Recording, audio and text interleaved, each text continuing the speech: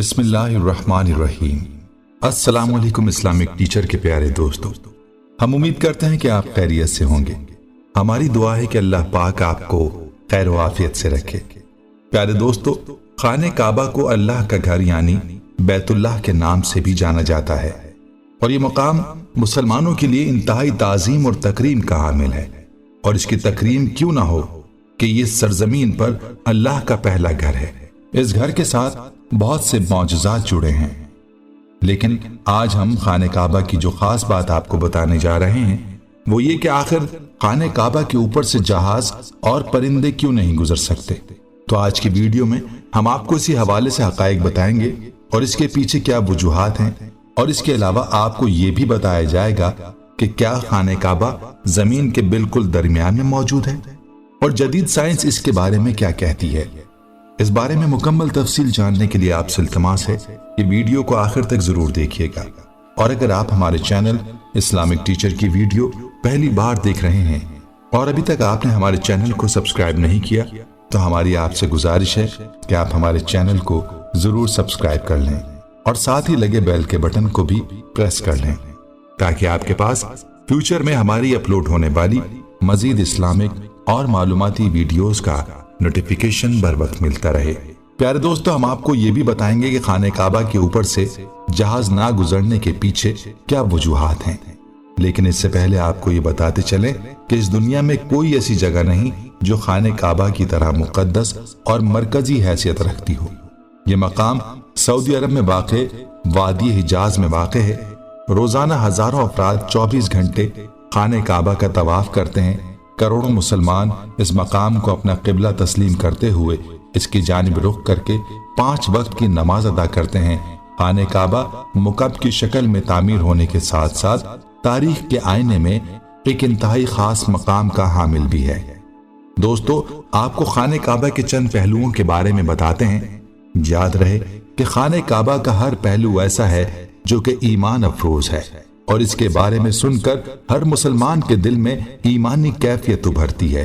अगर बात की जाए खाने काबा की तामीर की तो याद रहे कि वक्त के साथ पेश आने वाले कुदरती आफात और हादसात की वजह से खाने काबा को दोबारा तामीर करने की जरूरत पड़ती रही है। बेशक हम सब जानते हैं कि खाने काबा की दोबारा तामीर का एक बड़ा हिस्सा नबी करीम सल्लल्लाहु अलैहि वसल्लम की जिंदगी में नबूवत मिलने से कबल मुमकिन हो चुका था। ये वो वक्त था जब नबी करीम सल्लल्लाहु अलैहि वसल्लम ने एक बड़ी खून रेजी को अपनी दूर अंदेशी से रोका था। एक बड़े कपड़े में हजर अस्वद को रखकर हर कबीले के सरदार से उठवाया था। इसके बाद आने वाले वक्त में कई मरतबा खाने काबा की तामीर होती रही है। आखिर में खाने काबा की तफसील से आराइश 1996 में हुई थी, जिसके नतीजे में बहुत सारे पत्थरों को हटा दिया गया था और बुनियाद को मजबूत करके नई छत डाली गई थी। ये अब तक की आखिरी बड़ी तामीर है और अब खाने काबा की इमारत को पहले से कहीं ज्यादा मजबूत तसव्वुर किया जाता है। दोबारा तामीर किए जाने से कबल खाने काबा का एक दरवाजा अंदर दाखिल होने के लिए और एक बाहर जाने के लिए इस्तेमाल होता था। एक जमाने तक खाने काबा में एक खिड़की हुआ करती थी। खाने काबा की जो शक्ल आज मौजूद है उसमें सिर्फ दरवाजा है, खिड़की नहीं।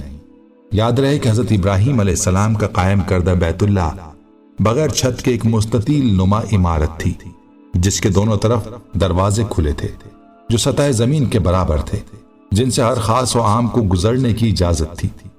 इसकी तामीर में 5 पहाड़ों के पत्थर इस्तेमाल हुए थे, जबकि इसकी बुनियादों में आज भी वही पत्थर हैं जो हजरत इब्राहिम अलैहिस्सलाम ने रखे थे। खाने खुदा का ये अंदाज सदियों तक रहा, ता वक्ते के कुरैश ने 604 ईस्वी में अपने माली मफादात के तहफ़्फ़ुज़ के लिए इसमें तब्दीली कर दी, क्योंकि ज़ायरीन जो नजर व नियाज अंदर रखते थे वो चोरी हो जाया करती थी। दोस्तों, ये थी खाने काबा की तामीर के हवाले से कुछ मालूमात। चलिए अब चलते हैं अपने आज के मौजू की जानिब के खाने काबा के ऊपर से कोई जहाज क्यों नहीं गुजर सकता। तो ये बात किसी से छुपी हुई नहीं है कि खाने काबा की हुदूद के ऊपर से आज तक कोई जहाज नहीं गुजर सका और ना ही इसकी इजाजत सऊदी हुकूमत ने किसी को दी है और ना ही ऐसा कभी देखने में आया है। आखिर इसके पीछे वजूहात क्या हैं? क्या वजूहात हैं कि इसके ऊपर से गुजरने वाली हर चीज जल जाती है या कोई और वजह है?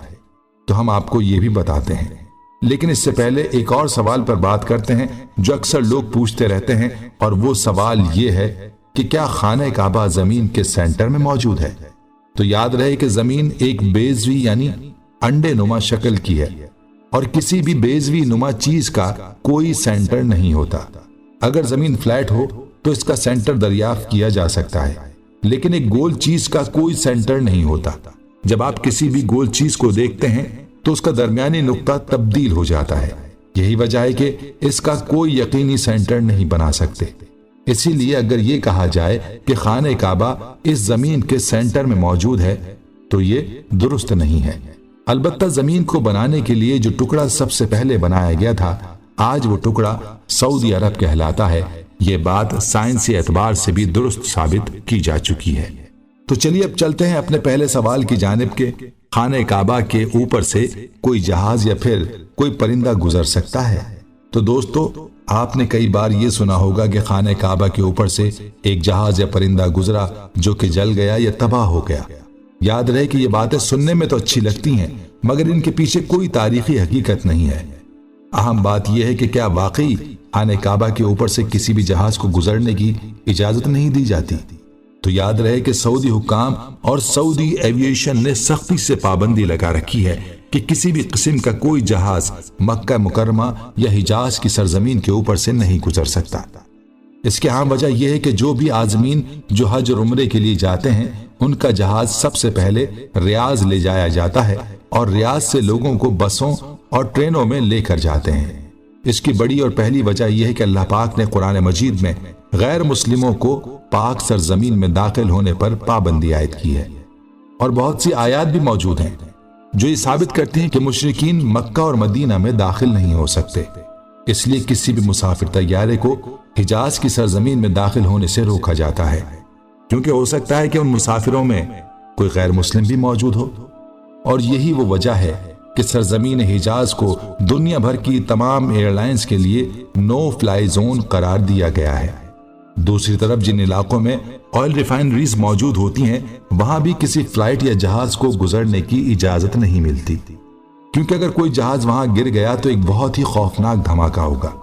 مکہ مکرمہ ایک انتہائی اہم جگہ ہے، اور جہازوں کو اس کے اوپر یا قریب بھی آنے نہیں دیا جاتا کہ خدا نخواستہ کوئی مشرکین یا کافر اور دہشت گردی کے عناصر جہاز کو ہائی جیک کر کے مسجد الحرام میں لا کر مار دیں۔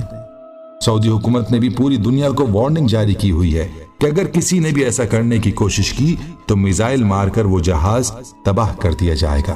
معلوم ہوا کہ سعودی حکومت کی وجہ سے کسی جہاز کو خانہ کعبہ کے اوپر سے آنے کی اجازت نہیں ہے۔